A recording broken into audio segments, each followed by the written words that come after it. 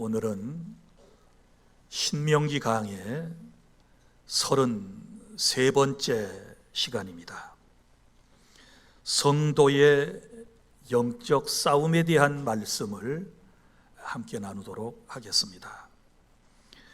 오늘 본문의 말씀은 약속의 땅 가나안을 정복하여 차지하기 위해서는 전쟁을 하라라고 하는 말씀입니다. 우리가 먼저 알아야 할 것은 이 전쟁은 단순한 영토 확장이나 경제적인 것을 약탈하는 목적이 아니다라고 하는 것입니다. 하나님께서 그 조상들에게 약속하신 거룩한 땅을 회복하여 수호하는 전쟁, 곧 여호와의 거룩한 전쟁이라고 하는 것입니다.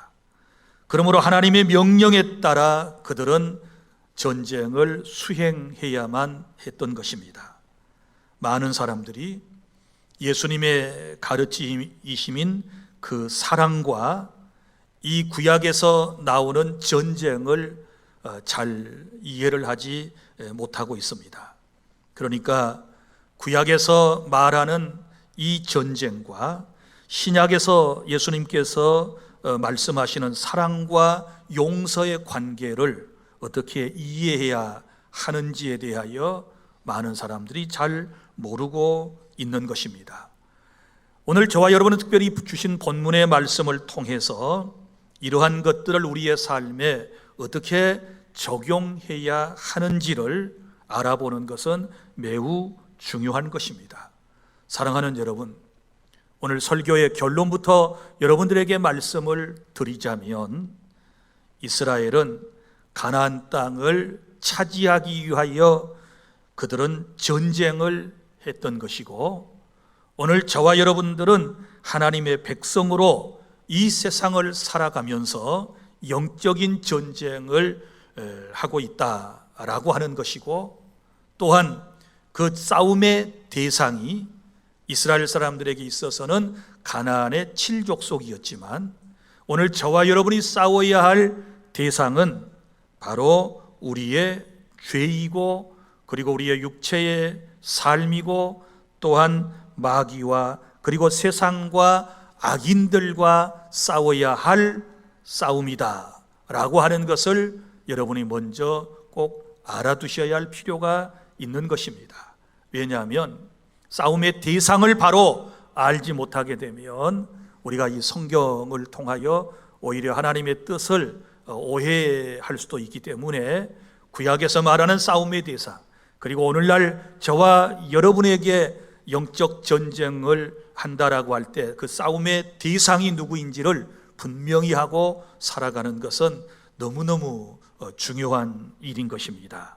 자, 그러면 우리가 사탄과의 영적 전쟁에서 승리하려면 어떻게 해야 될 것인가? 하나님께서는 이스라엘 백성들이 가나안의 7족속과 싸워 승리하는 그 말씀을 통하여 저와 여러분에게 오늘 교훈해 주시고 있습니다. 첫째는 하나님만 믿고 두려워하지 마시기를 바랍니다. 영적 전쟁을 할 때 하나님만 믿고 두려워하지 말아라. 오늘 본문은 이스라엘 백성들이 가나안 사람과 전쟁할 때에 두려워하지 말라라고 하는 말씀을 주신 것이라고 했습니다. 자, 여기 보면 이스라엘 백성이 1절 적군과 싸울 때 말과 병거와 백성이 너보다 많을지라도 너는 두려워하지 말지니라, 이렇게 말씀을 하셨습니다. 왜냐하면 애굽 땅에서 너를 인도하여 내신 내 하나님 여호와께서 너와 함께 하시기 때문에 너는 두려워하지 말아라, 이렇게 당부를 하고 있는 것입니다. 사랑하는 여러분, 우리 하나님께서는 이스라엘 백성들을 애굽 땅에서 인도하여 내실 때 어떻게 하셨습니까? 하나님의 놀라운 능력을 우리에게 보여주셨지 않았습니까? 하나님의 은혜 가운데 홍해를 육지처럼 이제 건너게 하시고 홍해를 갈라주신 것이지요. 그리고 광야에서 만나와 메추라기를 그리고 바위에서 샘이 솟아져 나오는 그런 은총을 하나님의 능력으로 베푸셨고, 그리고 시내산에서는 하나님의 율법의 말씀을 주셨고, 약속의 땅 가나안까지 갈 때 수많은 대적을 만났을 때마다 하나님께서 친히 이스라엘을 대신하여 싸워주심으로 그들에게 승리를 주셨고, 또 하나님께서 얼마나 놀라우신 분이신가에 대하여 분명하게 보여주셨습니다. 자, 이런 하나님께서 우리와 함께 하시니 우리는 두려워할 필요가 없는 줄로 믿으시기를 바랍니다. 사랑하는 여러분, 우리가 미지의 세계를 살아가려고 그러면 누구나 다 마음속에 두려움이 있어요. 특별히 전쟁을 눈앞에 둔 병사는 누구나 다 두려워할 수밖에 없는 것입니다. 그런데 그 두려움에서 우리가 해방될 수 있는 유일한 방법은 전능하신 하나님께서, 나를 사랑하시는 능력의 하나님께서 나와 함께 하신다라고 하는 믿음인 줄로 믿으시기를 바랍니다.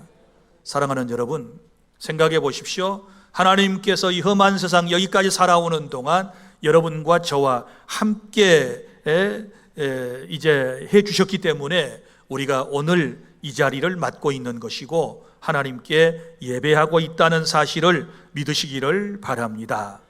사랑하는 여러분, 세상 사람은 늘 말씀드리지만 때가 되면 내 곁을 떠나요. 내게 해줄 일 다 하고 나면 세상 사람은 내 곁을 미련 없이 떠나는 경우가 많이 있습니다. 여러분, 자녀들도 때가 되면 공부한다고 부모의 품을 떠나고, 또 결혼하여 부모의 품 안을 떠나고 가정을 떠나지 않습니까? 나를 양육해 주시던 부모님도 때가 되면 늙고 병들어서 나를 떠나게 되는 거예요. 또한 여러분, 부부간도 때가 되면 떠나는 경우를 보게 돼요. 사별로 떠나게 되고 이별로 떠나게 되고, 그 사람은, 그 어떤 사람도 우리와 영원히 함께할 사람은 없다는 사실을 아셔야 돼요. 우리 사랑의 하나님께서만이 오직 저와 여러분과 영원히 함께해 주심을 믿으시기를 바랍니다. 이 믿음을 가지면 두려움을 이겨낼 수 있다. 영적 전쟁을 할 때 사탄을 두려워하지 마십시오. 왜냐하면 전능하신 하나님께서 우리와 함께 하시기 때문인 줄로 믿으시기를 바랍니다. 그리고 둘째는 2절부터 4절까지 우리가 영적 전쟁을 하기 위해서는 하나님의 말씀을 듣고 나가시기를 바랍니다. 하나님의 말씀을 듣고 싸움터로 가야 되는 것이지요. 여러분들이 영화라든지 현재 지구상에서 벌어지고 있는 그 전쟁의 현장들을 보십시오. 군인들이 싸우러 나갈 때 먼저 대통령이라든지 군대 장관이라든지 책임 있는 사람들이 병사들을 모아놓고 사기를 진작시키기 위해서 뭔가 얘기를 하는 모습들을 볼 수 있지 않습니까? 왜 싸워야 되는지, 싸우면 어떻게 이길 수 있는지에 대해서 자신감을 불어넣어주는 그런 모습들을 여러분들이 많이 보셨으리라고 생각을 합니다. 우리 하나님께서 오늘 저와 여러분에게도 그렇게 말씀을 주시는 것이지요. 지금 전쟁하러 나가는 이스라엘 공동체에게 2절에 보면 뭐라고 말씀을 하셨는가 하면, 제사장들이 싸우러 나가는 백성들 앞에서 하나님의 말씀을 전하여라 라고 하는 것이지요. 그래서 3절에 보면 그들에게 제사장들이 전해준 말이 있어요. 자, 마음에 겁내지 말아라. 누구를 통하여? 제사장을 통하여, 주의 종들을 통하여 싸우러 나가는 사람을 지금 격려하고 용기를 북돋아 주는 겁니다. 그 다음에 두려워하지 말며 떨지 말아라. 두려워하지 말고 떨지 말아라. 또 그들로 말미암아 놀라지 말아라. 4절에 왜냐하면 너희 하나님은 너희와 함께 행하시며 너희를 위하여 너희 적군과 싸우시고 구원해 주실 것이기 때문에 두려워하지 말아라. 이렇게 말씀해 주시는 것입니다. 사랑하는 여러분, 구약에 나타난 이스라엘의 전쟁은요, 사실은 여호와의 전쟁이라고 그래요. 하나님께서 친히 다 싸워서 이겨주신 것이지 이스라엘 백성들이 나가서 싸운 것 같지만 그렇지 않습니다. 여호와의 전쟁, 하나님께서 대신 싸워서 승리를 주셨다라고 하는 것입니다. 사랑하는 주 안의 성도 여러분, 다시 말합니다. 우리 예배 끝나면 또 영적 전투 현장으로 가야 합니다. 사탄과 싸워야 합니다. 죄악과 싸워야 합니다. 그러면 먼저 어떻게 해야 된다고 그랬습니까? 하나님을 믿고, 전능하신 하나님이 나와 함께 하신다는 사실을 믿고, 그 다음에 두 번째, 지금 하나님의 말씀을 들어야 한다고 했습니다. 말씀을 듣고 다시 마음을 다잡고 용기를 가지고, 그리고 담대함을 가지고 나가서 승리해야 될 줄로 믿으시기를 바랍니다. 한날을 싸워 승리하려면 새벽에 하나님의 말씀을 듣고 나가서 싸우는 것이 옳지 않겠습니까? 그리고 한 주간을 여러분이 영적 전쟁에서 승리하려면 매주 하나님께 나와서 예배를 통하여 하나님이 우리에게 주신 말씀을 듣고 나아가게 되면 반드시 승리하게 될 줄 믿으시기를 바랍니다. 말씀을 듣고 나가셔야 돼요. 말씀 없이 나가면 우리는 실패하는 겁니다. 그래서 전쟁하러 나가는 군인들 앞에서 제사장들이 지금 겁내지 마라, 두려워하지 마라, 떨지 말아라, 놀라지 말아라, 내가 너와 함께한다, 너희들과 함께한다, 이렇게 말씀해 주셨을 때 이스라엘 사람들은 이 말씀을 믿고 나아가 승리하게 된 줄로 믿으시기를 바랍니다. 셋째, 5절부터 9절까지 우리가 영적 전쟁을 하려면 사람을 구별하여 세우고 난 이후에 싸우는 것입니다. 사람을 구별하여 세우고 난 이후에 싸운다. 무슨 얘기인고 하면, 자, 여러분 오늘 말씀에 보면 전쟁에 면제되는 대상이 나옵니다. 자, 전투에 참전하지 않아도 되는 사람들에 대한 얘기가 오늘 본문에 기록되어 있거든요. 이 소위 말하면 징집 면제 대상자라고 그래요. 그런데 이 징집 면제 대상자의 규정은 어느 나라, 어느 시대에나 있었고 지금도 있습니다. 예를 들어서 우리 대한민국 병역법 3조에 보면 대한민국 국민인 남성은 헌법과 법에 따라 병역 의무를 성실히 수행을 해야 하는데 여성은 지원에 의해 현역 및 예비역으로만 복무할 수 있다라고 정하고 있습니다. 그리고 징집 면제 대상자는 장애인으로서 1에서 3급인 사람, 그리고 신체 문제자로 심각한 질병으로 과거 심한 수술을 받은 사람의 경우, 그리고 심신장애로 병역 판정검사 신체 등급이 6급 대상인 사람, 그리고 신상 문제자, 신체 등급과 무관하게 법령과 훈령이 정하는 특정한 조건에 해당하는 경우에는 징집이 면제된다, 이렇게 규정을 하고 있고요. 그리고 저도 이 말씀을 준비하다가 찾아보고 안 것입니다만은 그 밖의 경우들도 있는데 우리나라의 경우에 비무장지대에서 태어나고 자란 사람들은 남성이랄지라도 징집 면제 대상자라고 하는 규정을 보게 되었습니다. 사랑하는 여러분, 오늘 본문에도 보면 이스라엘 사람들이라고 해서 다 전쟁에 나가는 게 아니고 징집 면제 대상자를 구체적으로 지금 명시를 하고 있는데 여러분이 한번 참고를 해서 잘 살펴보시면 금방 이해가 돼요. 자, 첫 번째는 5절부터 7절까지 자, 병역에 면제되는 전쟁에 나가지 않아도 되는 세 부류의 대상자들이 있는 것을 볼 수 있어요. 이것은 하나님께서 그들에게 주신 복을 누리며 그 기쁨을 하나님께서 박탈하지 않고 누릴 수 있도록 배려해 주신 하나님의 놀라운 은총인데요. 자, 먼저 5절에 보면 새 집을 건축하고 낙성식을 행하지 못한 사람, 그러니까 집을 새로 지었는데 그 집에 들어가서 살아보지도 못했어요. 이런 사람은 살아봐야 되지 않겠어요? 그 기쁨을 지금 만끽하지 못했잖아요. 그래서 이런 사람들은 징집 대상자에서 면제해 주었다. 그 다음에 6절에 보면 포도원을 가꾸어 그 과실을 먹지 못한 자, 여기서 포도원이라고 말할 때는 과수원을 통칭하는 용어이기도 합니다.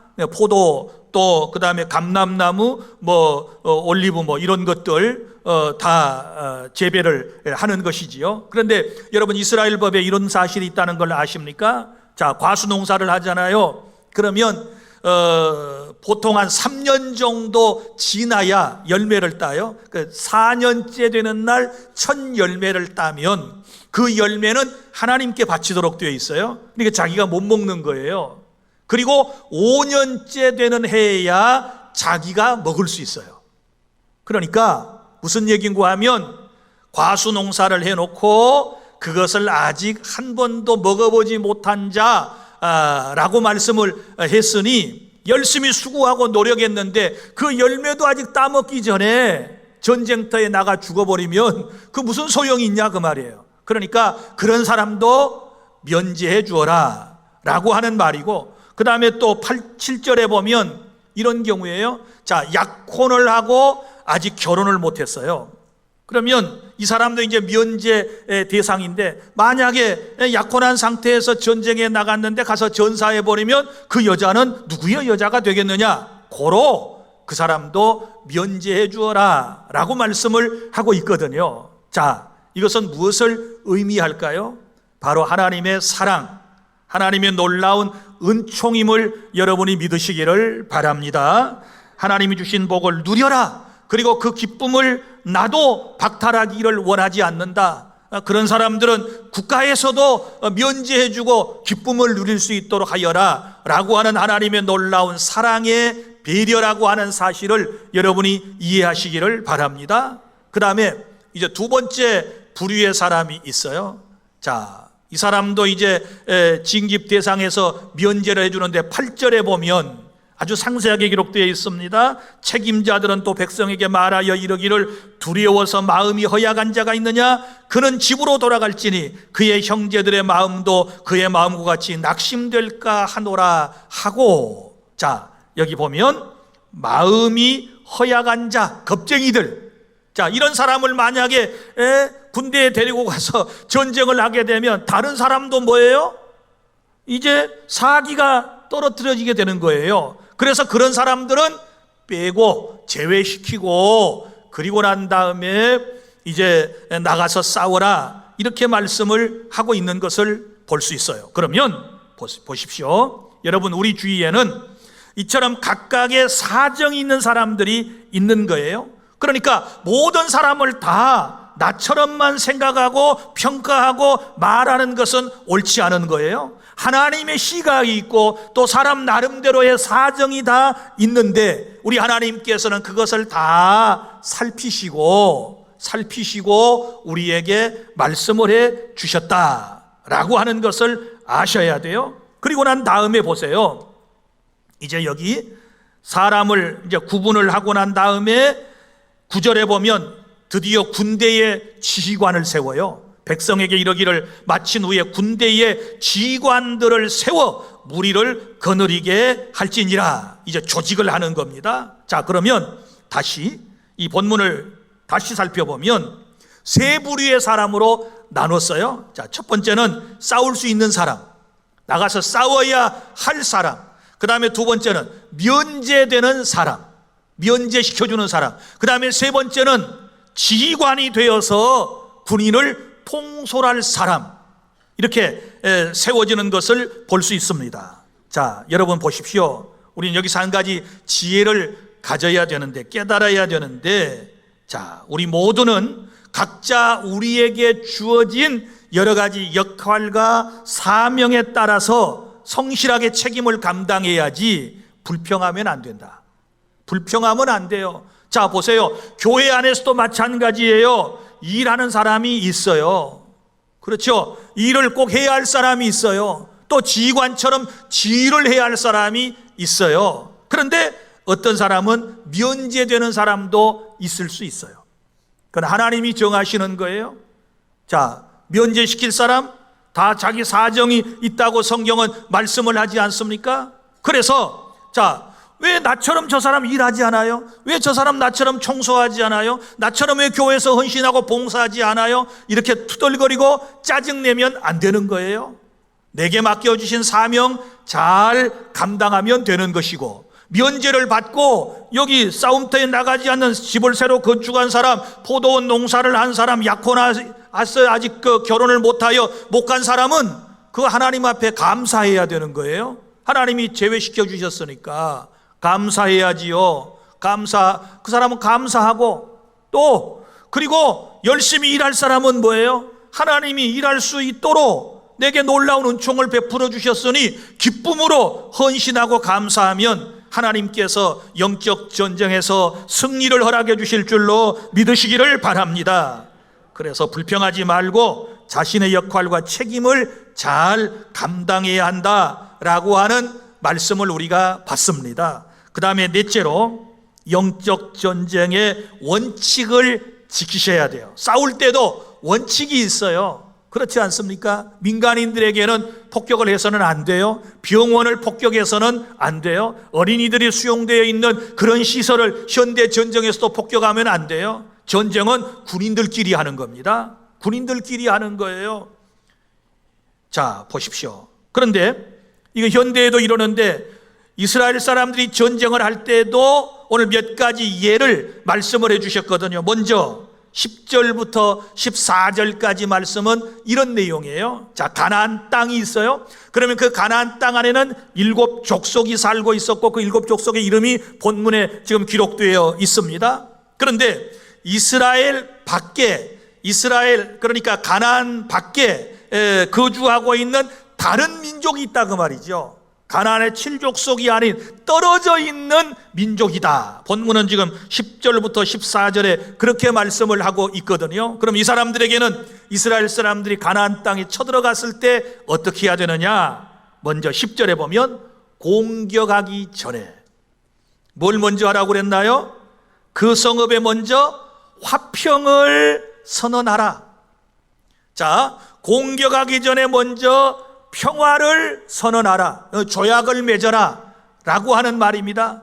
자, 우리 당신들 다 죽이기를 원치 않소, 당신들과 평화하기를 원하오, 이렇게 얘기를 이제 이스라엘 사람들이 성 밖에 가서 한단 말이죠. 그러면 그 성 안에 사는 사람들이 회답을 하는데 이스라엘 사람들의 말을 받아주고 성문을 열고 이스라엘 사람들을 안으로 들여보내면, 그리고 주민들은 이스라엘 사람들에게 조공을 바치면, 그리고 이스라엘 사람들을 섬기면 편안하게 살 수 있도록 보장해 주어라 라고 하는 말씀을 10절과 11절에서 볼 수 있거든요. 이것은 무엇을 의미할까요? 하나님은 죄인들에게조차도 자비를 베푸시고 우리가 그들과 화평하기를 원하시는 줄로 믿으시기를 바랍니다. 여러분, 세상에 나가서 싸우라고 그랬다고 그래서 영적인 싸움이라고 그래서 누구하고든지 막 싸워서는 안 돼요. 요즘 잘못된 사람들은, 안 믿는 사람들은 다 뭐 사탄을 따르는 사람 막 이러면서 영적으로 막 그냥 이분법으로 접근을 해가지고 막 그러는데 그건 잘못된 거예요. 그건 잘못된 거예요. 여러분, 믿지 않는 사람은 우리의 전도의 대상자가 된다는 사실을 믿으시기를 바랍니다. 우리는 그들과도 더불어 화평해야 할 그런 관계 속에 살아간다는 사실을 깨달을 수 있기를 바랍니다. 그래서 먼저 우리 화평하고 살아야 된다, 하나님의 사랑 속에서 살아야 한다라고 하는 것을 지금 말씀을 하고 있는 거예요. 그런데 오늘 말씀 12절부터 15절까지 말씀해 보면 반대로 이스라엘 사람들이 화평을 요청했는데 그것을 거부하고, 말씀해 보면 오히려 싸우려고 달려드는 사람들이 있다 그 말이에요. 달려드는 사람이 있어요. 12절에 보면 만일 너와 화평하기를 거부하고 너를 대적하여 싸우려 하거든 너는 그 성읍을 에워쌀 것이며, 어떻게 해요? 그 성읍을 완전히 이제 다 하나님의 능력으로 칼날로 그 남자들을 다 죽여버리라, 이런 이제 무지막지한 말씀이 지금 기록되어 있는 것을 볼 수 있어요. 자, 이것은 뭘 의미할까요? 바로 공의의 하나님을 말씀하시는 거예요. 공의의 하나님. 자, 사랑의 하나님. 얼마든지 이제 하나님의 말씀을 받아들이면 주의 은총을 베푸셔서 살게 하시고, 만약에 복음을 거절하고 화평을 거절하면 하나님께서 심판하시겠다라고 하는 말씀을 우리에게 주신 줄로 믿으시기를 바랍니다. 사랑하는 주 안의 성도 여러분, 우리 그리스도인들은 먼저 세상에 나가 살 때 세상 사람들과도 화평하게 살아가실 수 있기를 바랍니다. 서로 사랑하며 살아가실 수 있기를 바랍니다. 하나님은 그것을 원하시는 거예요. 교회 안에 식구들끼리만 서로 사랑하고 친교하며 살라는 뜻 아닙니다. 우리는 사회적 동물이기 때문에 세상에 나가서도 세상 사람들과 함께 어울려 살아야 할 하나님의 백성이라는 것을 기억하시기를 바랍니다. 그래서 하나님의 백성으로서 반드시 자비를 실천해 주시기를 바랍니다. 그 다음에 다섯 번째 15절부터 18절까지 말씀, 하나님의 백성으로 거룩한 삶을 살며 하나님의 심판이 있음을 기억하고 사시기를 바랍니다. 자, 여기 16절부터 17절까지 말씀에는 이런 말씀이 나오지요. 가나안 땅에 가서 가나안의 7 족속의 이름이 쭉 나오고, 그 7 족속은 철저하게 진멸하여라, 이렇게 말씀을 하십니다.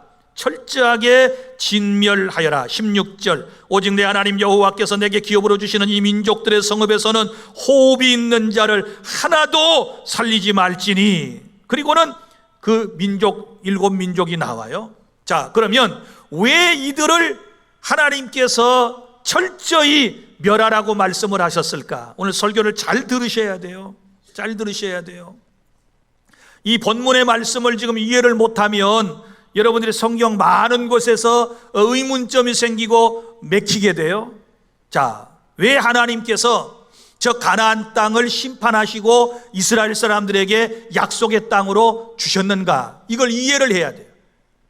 그러려면 지금 현재 상황도 이해를 하려면 우리가 어떻게 돼요? 위로 쭉 올라가야 돼요. 성경으로 돌아가야 돼요. 돌아가야 되는데, 자, 이 모든 세상은 누가 지으셨나요? 하나님이 지으셨습니다. 그리고 하나님이 지으신 민족들이 퍼져나갔습니다. 그래서 어떤 민족은 지금의 가나안 땅에 7 민족이 들어가서 살게 되었습니다. 그런데 그 가나안의 족속들이 하나님 앞에 엄청난 죄를 지었어요. 하나님을 떠났습니다. 하나님께 악독을 행했습니다. 그래서 하나님께서 그 땅에 사는 사람들을 심판하시고 그들을 쫓아내신 다음에, 왜? 세상의 주인은 하나님이시니까, 하나님께서 땅의 주인이시니까 하나님이 쫓아내실 때에, 그때에 그들의 죄악에 대한 심판의 도구를 이스라엘로 쓰셨다는 것이고, 그리고 그 땅을 대신 이스라엘 사람들에게 약속의 땅으로 주신 것이다. 고로 가나안 땅이 심판을 받는 첫 번째 의미는 다른 데 있는 것이 아니라 자신들의 죄악의 결과였다. 이걸 먼저 우리 성경에서 이해를 하지 못하면 팔레스틴 사건이라든 이런 것들이 이해가 잘 안 될 거예요. 자, 우리는 하나님의 절대 주권을 믿습니다. 인간적으로 이해가 좀 안 되는 부분들, 여러분들이 너그러운 자비로운 마음과 사랑의 마음으로 충분 이해하고 하는 그런 마음들 이해합니다. 그러나 우리는 다시 어디로 돌아가야 돼요? 성경으로 돌아가야 돼요. 죄를 지은 가나안 족속을 하나님은 이스라엘을 통하여 그들을 몰아내시고 대신 이스라엘 사람들에게 주시겠다고 오래전에 약속하신 땅이다. 믿습니까? 그래서 첫 번째 이유는 바로 자신들의 죄악에 대한 심판으로 하나님께서 가나안 사람을 다 몰아내시거나 죽게 하셨다라고 하는 것이고, 그 다음에 또 하나의 답이 오늘 본문에서 나오는데 18절에 보면, 이는 그들이 그 신들에게 행하는 모든 가증한 일을 너희에게 가르쳐 본받게 하여 너희가 너희 하나님 여호와께 범죄하게 할까 함이니라. 이게 두 번째 오늘 이유거든요. 이거 무슨 말씀인고 하면, 만약에 가나안의 7 족속을 살려둔 채로 이스라엘 사람들이 가나안 땅에 들어가 정착하여 살게 되면 그들의 문화에, 그들의 종교에 젖어 살게 될 것이고, 그러면 하나님은 저버리고 그들은 우상에 빠지게 되며 또 범죄하게 될 거예요. 특별히 그들은 저 가나안 사람들에게 유혹당해 가지고 죄를 짓게 되면 이스라엘 사람들도 하나님의 벌을 받게 되잖아요. 그래서 그러한 범죄를 예방할 목적으로 죄의 씨가 될 수 있는, 이스라엘을 넘어뜨릴 수 있는 가나안의 7족속을 멸하여라, 이렇게 말씀을 하신 거예요. 이것은 기쁘신 하나님의 뜻인 줄로 믿으시기를 바랍니다. 거룩하게 살아야 할 이스라엘 백성이 거룩성을 상실하고 세상 사람과 똑같이 살게 되면 하나님의 엄한 심판을 받게 될 것이다. 이것이 본문이 의미하는 우리에게 주시는 교훈인 줄로 믿으시기를 바랍니다. 그러니까 우리는 가나안 사람들이 심판받는 모습을 생각하면서 우리 자신도 그러한 심판을 받지 않기 위해서 날마다 하나님의 말씀을 붙잡고 주의 은혜로 거룩한 삶을 살아야 될 줄로 믿으시기를 바랍니다. 6번째, 마지막으로 19절부터 20절까지 말씀은 하나님이 창조하신 세상을 지키고 미래를 준비하여야 한다라고 하는 진리를 여기서 깨닫게 됩니다. 19절에 보면 너희가 어떤 성읍을 오랫동안 에워싸고 그 성읍을 쳐서 점령하려 할 때에도 도끼를 둘러 그곳에 나무를 찍어내지 말라. 이는 너희가 먹을 것이 될 것임이니 찍지 말라. 들의 수목이 사람이냐? 너희가 어찌 그것을 에워싸겠느냐? 다만 과목이 아닌 수목은 찍어내어 너희와 싸우는 그 성읍을 지키는 기구를 만들어 그 성읍을 함락시킬 때까지 쓸지니라. 아멘. 이게 무슨 얘기인가 하면 이런 거예요. 가나안 땅에 들어서 한 성읍을 에워쌌습니다. 그리고 이제 그 성읍을 공격하려면 무기가 필요해요. 근데 대부분 그때의 무기는 나무를 중심으로 해서 만들 수밖에 없었을 거예요. 그런데 그 내부의 적을 물리치기 위해서 여기 보면 두 종류의 나무가 나와요. 본문에 잘 구별을 해보세요. 하나는 뭐가 나왔나요? 마지막 절에 과목. 하나는 뭐가 나왔나요? 수목. 과목은 뭐고 수목은 뭐예요? 과목은 과실수, 수목은 일반 나무를 의미하는 거예요. 그러면 그 사람들을 멸하기 위해서 무기를 만들 때에 수목을 베야 돼요? 과목을 베야 돼요? 수목을 베야 돼요. 일반 나무를. 과목은 베서 무기로 만들지 말아라, 이렇게 말씀했어요. 왜요? 너희들이 그 땅에 들어가서 할 때 거기서 나오는 열매를 먹고 살아야 되는 거야. 그런데 우선 눈에 보이는 적군을 없애기 위해서 과목을 베어가지고 무기로 만들어서 싸워 승리하면 그게 무슨 소용이 있냐? 그러니까 미래를 내다보는 눈을 가져라, 그 말이거든요. 사랑하는 성도 여러분, 눈에 당장 보이는 것에 반응하지 마십시오. 우리는 깊이 생각해야 될 줄로 믿으시기를 바랍니다. 그래서 이스라엘 백성들은 과목은 베면 안 돼요. 수목을 베가지고 무기로 만들어서 그들을 물리치라고 말씀을 하셨다. 두 가지를 배워야 됩니다. 하나는 미래를 준비할 수 있어야 한다. 그리고 또 하나는 하나님께서 창조하신 이 자연을 잘 보호해야 한다는 사실 또한 여러분이 기억하시기를 바랍니다. 우리가 생태계 질서를 파손하게 되면 어떻게 될까요? 그것은 오롯이 우리 자신들과 우리의 후손들이 모든 그 어려움을 겪게 될 것입니다. 그러므로 항상 멀리 내다보고 모든 일들을 계획하고 진행해 나가는 것이 하나님께서 저와 여러분이 주시는 지혜인 줄로 믿으시기를 바랍니다. 세상에 사는 것도 그래요. 우선 먹고 사는 문제에 급급해 가지고 우리가 하나님의 말씀을 거역하면 안 되는 거예요. 우리는 영원한 미래, 우리는 영원한 하나님의 나라, 천국을 바라보고 모든 것을 계획하고 결정하고 그렇게 세상을 살아야 될 줄로 믿으시기를 바랍니다. 사랑하는 성도 여러분, 영적 전쟁에도 지켜야 할 원칙이 있습니다. 여러분, 영적 전쟁이라고 해서 다시 말하지만 아무나 다 예수 안 믿는 사람은 적으로 생각하고 싸워야 되는가? 그렇지 않다 그랬어요. 불신자라 할지라도 먼저 화평하여라, 화목하여라, 그들에게 복음을 전하여라, 살 수 있는 길을 열어주어라. 이건 하나님의 사랑의 말씀인 줄로 믿으시기를 바랍니다. 그러나 또 가나안 땅이 완전히 이제 진멸해야 할 대상이라고 할 때에 그들이 지은 죄 때문에 그런 엄청난 결과를 초래하게 된 것은 오늘날 저와 여러분에게도 경고하는 의미가 있다는 사실을 기억하고, 너도 만약에 하나님의 말씀대로 바로 살지 못하면 가나안 사람들이 받았던 그런 저주를 받게 될 거야 라고 하는 경고의 말씀인 줄로 알고 경건하게 거룩하게 살아가는, 그래서 영적 전투에서 승리하는 저와 여러분이 될 수 있기를 바랍니다. 기도하겠습니다.